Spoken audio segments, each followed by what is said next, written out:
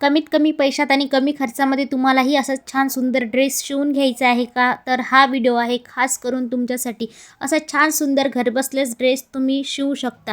जे कोणी स्टिचिंग करत असेल, ज्यांच्याकडे ही घरगुती शिलाई मशीन असेल, तर हे आपल्या घरीच बसून असं एकदम छान सुंदर ड्रेस इकडे शिवून घेऊ शकता. तर आज मी तुमच्यासाठी घेऊन आले आहे खास हा व्हिडिओ स्टिचिंग अँड कटिंग, ज्याच्यामध्ये मी कटिंग पण केलेली आहे आणि स्टिचिंग पण केलेली आहे. तर सगळ्यात आधी तुमचं स्वागत करते आपल्या स्नेहा लाईफस्टाईलमध्ये.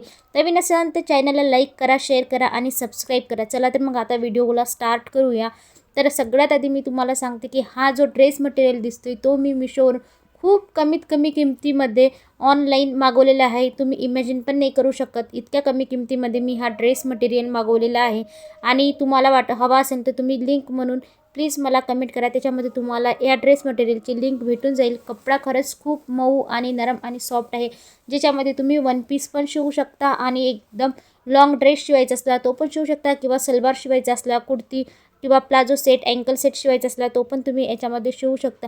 तर चला आज वेळ न करता आपण व्हिडिओला स्टार्ट करूया. नेमका मी ड्रेस शिवला तर कोणता शिवला आणि तो कशा पद्धतीने शिवायचा. मला इकडे शिवून घ्यायचा होता नाईट सूट, जो की याचा पॅन्ट आणि टॉप हे दोन्ही पण मॅचिंग असल्यावर खरंच खूप सुंदर दिसतात. मी ऑनलाईन मिशोवरती बघितला होता, पण म्हटलं चला बाहेरून घेतल्यापेक्षा घरीच जर शिवता येत असेल तर घरीच शिवून घेऊ. आणि खरंच खूप सुंदर याचा कॉम्बिनेशन दिसतं, पॅन्ट आणि टॉप दोन्ही पण. तर सगळ्यात आधी मी इकडे कपडा डबल फोल्ड करून घेतला आहे आणि इकडे मला टॉपचं माप घ्यायचं होतं. तर आपलं जितकंही माप आहे, चेस्ट आहे, कंबर आहे, त्या सगळ्या गोष्टींचं आपण इकडे सगळ्यात आधी तर माप घेऊन घ्यायचं. कपडा मी इकडे डबल फोल्ड केल्याच्यानंतर इकडे फोल्ड करून घेतला आहे आणि आधी व्यवस्थित कॅमेरा वगैरे सेट करून घेतला आहे, जेणेकरून तुम्हाला सगळं काही व्यवस्थित दिसलं पाहिजे. इकडे मी घेतलं आहे आधी पॅन्टीचं माप घेतलं आहे. पॅन्ट आपण कशी शिवायला की नाही, इकडे प्लाझो पॅन्ट शिवायची आहे, तर त्याच्यासाठीच मी इकडे माप घेतलं आहे. आधी सगळं फोल्ड केल्याच्यानंतर 2 इंच अशी मार्जिन साईडला सोडून द्यायची मोजून. आणि वर जी आपली कमरपट्टी राहते, ज्याच्यामध्ये आपल्याला इलास्टिक टाकायचं आहे किंवा नाडी टाकायची आहे, त्याच्यासाठी वर 3 इंच जागा सोडून द्यायची. आणि नंतर खालून जो आपला घेर राहतो कमरेचा किंवा बॉटमचा, त्याला 15 इंच जी आपला घेर राहतो तो इकडे सोडून द्यायचा. म्हणजे आपण 17 इंच घेतलेली आहे मी, आणि मला हाईट जितकी आहे माझी तितकीच घेतली आहे. खालचा जो पायांचा घेर आहे तो मला प्लाझो करायचा आहे, म्हणून मग मी एक प्लाझो असा ठेवला आणि प्लाझोच्याच मापाने मग मी इकडे माप घेऊन घेतला आहे. आणि जो आपण बॉटम घेतलेला आहे, तर तो कोपऱ्यापासून तर खालच्या पायाच्या बॉटमपर्यंत आपण एक अशी मस्त लांब रेष ओढून घ्यायची आणि त्यानंतर याची व्यवस्थित कटिंग करून घ्यायची, जेणेकरून आपली प्लाझोचं माप इकडे व्यवस्थित पण आपण इकडे ड्रॉ केलेलं आहे. आणि अशा पद्धतीने कटिंग केल्यावर प्लाझो एकदम इझी टू वेनी मी तुम्हाला इकडे सांगितलेलं आहे. तुम्ही या पद्धतीने प्लाझो घेतला ना, कटिंग केली ना, तरी पण तुम्हाला इकडे खूप छान पद्धतीने शिवायला जाईल.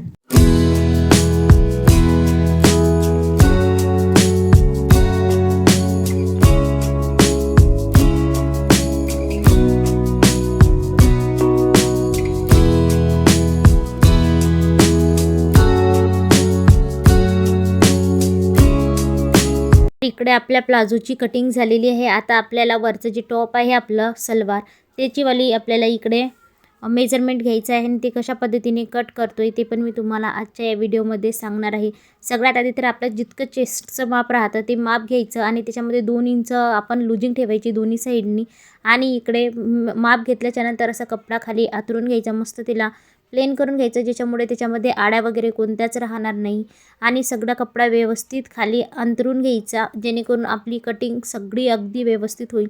आणि या कपड्याला असं फोल्ड करायचं. आता माझ्या चेस्टचं माप समजा 38 आहे, तर मी याच्यामध्ये 2 इंचची लुजिंग देऊन मी 40 ठेवन आणि 2 इंचाची मार्जिन देईल.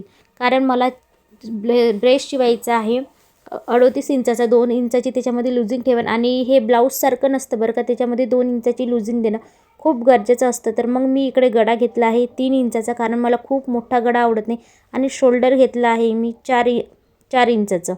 तर आता इकडे आणि आर्म होल घेतला आहे 7 इंचाचं. तर 7वर आपण एक लांब रेष ओढून घ्यायची आणि इकडे असं अंडर आर्म्स आधी 1 इंचावर आणि 1.5 इंचावर मार्जिन करून घ्यायची, जे आपलं स्लीवचं माप आहे. आणि माझं स्लीवचं माप आहे 7चा. आपण आर्म होल घेतला की त्याची जो आर्म होलची लांबी येते ती 9 येते. तर मग मी इकडे आर्म होल पण घेऊन घेतला आहे आणि ते निघाला आहे 9 आणि त्याच्यामध्ये 2 इंचाची मार्जिन सोडली आहे, तर झालं आहे ते 11. सगळ्यात आधी तर एक 7 इंचावरती आपल्या चेस्टचं माप आपण टाकलेलं आहे, की जे माझी चेस्ट आहे 38, तर मी 38चा 1/4 घेतलेला आहे. आणि त्याच्यानंतर 14 इंचावर आपला कमरेचं माप टाकायचं, की जे माझं कमरेचं माप आहे 4 साईड तर 1/4 ते मी पण इकडे ड्रॉ करून घेतलं आहे. आणि एक कट लावायचा 21 नंबरवर, जे आपल्या कमरेपासून खाली आपण इकडे शिलाई मारणार आहोत. समजा खाली आपली कट राहते तर ती 21वरती द्यायची. वरचा गळा घेतला आहे पाठीमागचा मी 2 इंचाचा आणि समोरचा गळा घेतलेला आहे मी 4 इंचाचा. सगळ्यात आधी तर या सगळ्यांची व्यवस्थित कटिंग करून घ्यायची.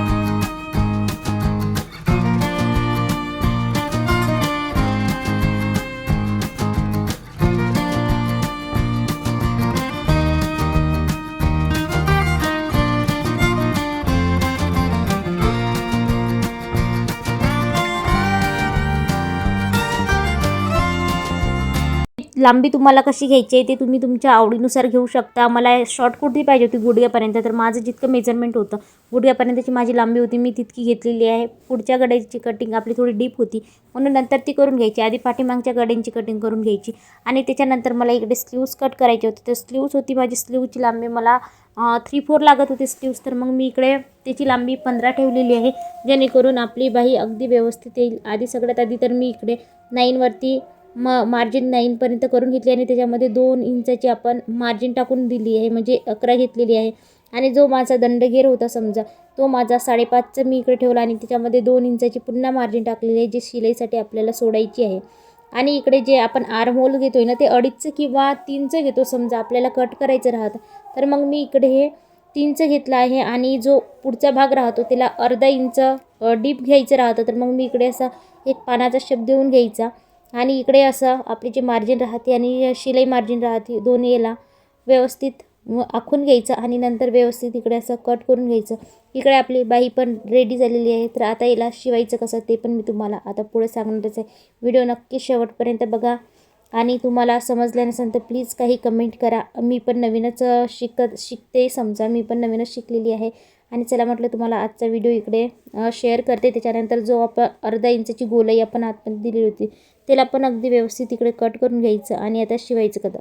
सगळ्यात आधी तर आपण अशा 2 क्रॉस पट्ट्या इकडे कट करून घ्यायच्या, कारण आपल्याला गड्याला लावायच्या आहे, जेणेकरून आपली फिनिशिंग व्यवस्थित येऊन जाईल. ह्याला मी अस्तर वगैरे काहीच लावलं नाही कारण कपडाचा एकदम छान होता.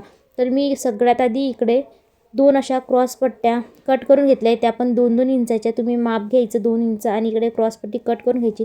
नंतर ही अशी क्रॉसपट्टी गड्याला लावून ना अगदी व्यवस्थित अर्धा इंचचं जे आपलं हे स्टँड राहतं ना समजा ते अर्धच त्याच्यावरती ठेवायचं आणि व्यवस्थित शिलाई करून घ्यायची. क्रॉसपट्टी घेतली ना की ती स्ट्रेचेबल राहते, स्ट्रेच होती आणि अशी सगळीकडून त्याला व्यवस्थित लावून घ्यायची. दोन्ही साईडला दोन्ही याला व्यवस्थित लावल्याच्या नंतर त्याला असं फोल्ड करून घ्यायचं आणि उलट दुमडून पुन्हा त्याला शिलाई द्यायची, कारण मग आपली आतमधल्या साईडनी टाकून त्याला अशी शिलाई देऊन घ्यायची, म्हणजे ते एकदम फिनिशिंग येईल. आणि हा दुसरा आता भाग आहे जो समोरचा त्याला पण मी छान पद्धतीने इकडे मस्त लावून घेतलेली आहे.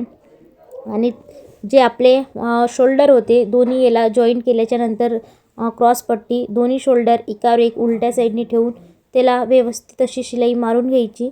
आणि नंतर साईडला पण मी काय करत राहते, जे आपला साईडच्या कॉर्नर राहतात ना त्याला मी आधीच असं डबल फोल्ड करून सगळ्या इकडून चौकोनी ती दोन्ही साईडला अशा व्यवस्थित छान पद्धतीने शिलाया देऊन घ्यायच्या, जेणेकरून आपली फिनिशिंग पण मस्त छान पद्धतीने येईल. त्याच्यानंतर राहतो प्रश्न आपल्या हाताच्या स्लीव्ज लावायच्या. त्या पण अगदी व्यवस्थित पुढचा मागचा भाग बघून हाताच्या स्लीव्जला पण अशा स्लीव्ज लावून टाकायच्या, त्याच्यावर डबल शिलाई द्यायची.